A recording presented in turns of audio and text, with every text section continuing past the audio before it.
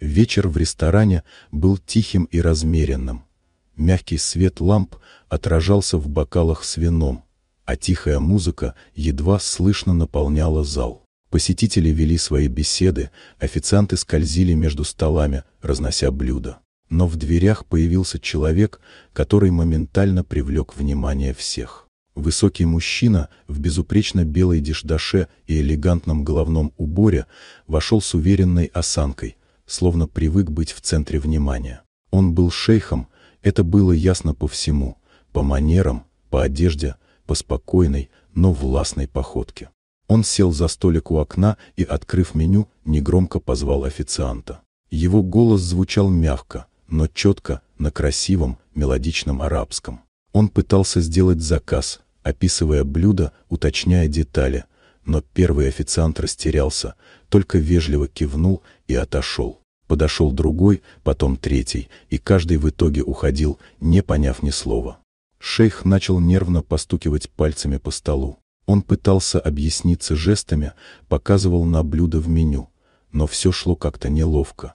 Официанты либо путали его пожелания, либо совсем не могли их уловить. За соседними столами уже начали с интересом наблюдать за этой сценой. Несколько человек даже тихо шептались, разглядывая экзотического гостя. После нескольких безуспешных попыток он тяжело вздохнул, положил меню на стол и чуть покачал головой. Было видно, что он уже решил уйти, чтобы избежать дальнейших неловкостей. И вдруг из-за стойки к нему направилась молодая официантка. Она двигалась уверенно, но без излишней спешки. На ней была белая рубашка и черный фартук, а волосы были аккуратно убраны в пучок. Подойдя к столу, она тепло улыбнулась и заговорила. На чистом, правильном арабском. Шейх поднял глаза, и в его взгляде мелькнуло удивление, которое быстро сменилось облегчением. Он оживился, начал быстро объяснять, что именно хочет заказать, а она с легкой улыбкой все внимательно записывала, иногда уточняя детали.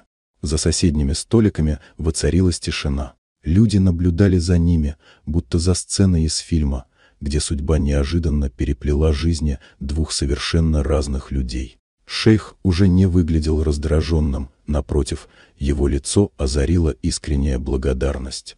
Свеча на столе мягко мерцала, отражаясь в бокалах и их взглядах, а лепестки роз, рассыпанные рядом, делали эту встречу еще более особенной. Он пришел в ресторан, будучи чужим в этой языковой среде, и уже собирался уйти.